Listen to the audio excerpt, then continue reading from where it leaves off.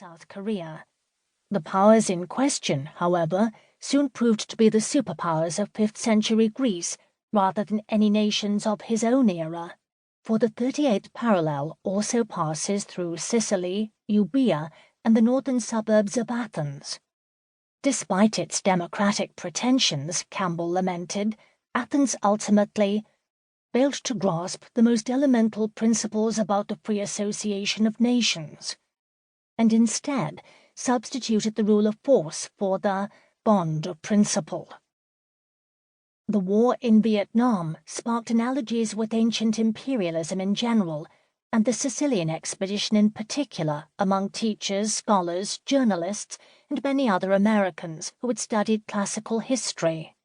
The role of such parallels in the college classroom was underlined by Walter Karp, a contributing editor to Harper's, in an essay in the magazine entitled The 2,000 Years' War, Thucydides in the Cold War, but appeared in March 1981.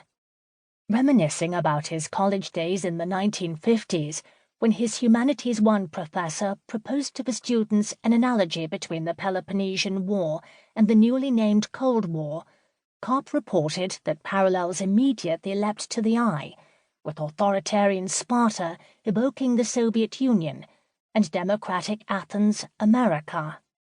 Returning to Thucydides a generation later, Karp was struck by the deepening of the parallel between 5th century Athens and the United States of his own time, as he perceived analogies with the Athenians' overconfidence after the Spartan surrender at Sphacteria, both in Harry Truman's attempt to conquer North Korea after MacArthur's victory at Incheon, and in John F. Kennedy's ripeness for a war in Vietnam after his triumph over Khrushchev in the Cuban Missile Crisis.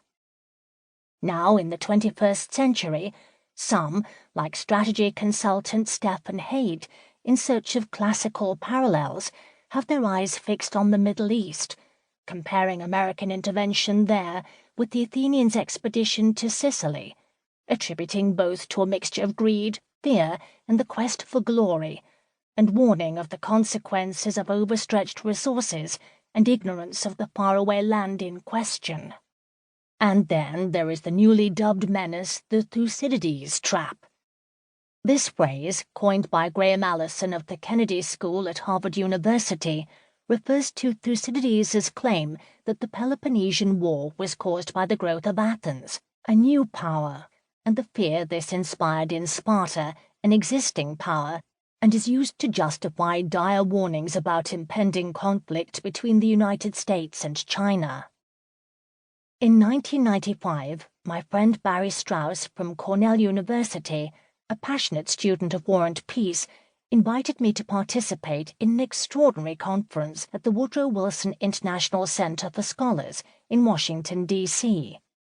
This gathering brought together ancient and modern historians to explore the connection between war and democracy by studying the Korean War and the Peloponnesian War in a comparative context. As scholars from Korea spoke of wartime atrocities very similar to those recounted by Thucydides and Xenophon, tears fell and silence came over the room. To survive in this world, we seek to numb ourselves to real history, but if we read carefully the surviving accounts of the Peloponnesian War, we find that there is much to weep over in this long-ago war as well, a war in which entire cities were obliterated from the face of the earth.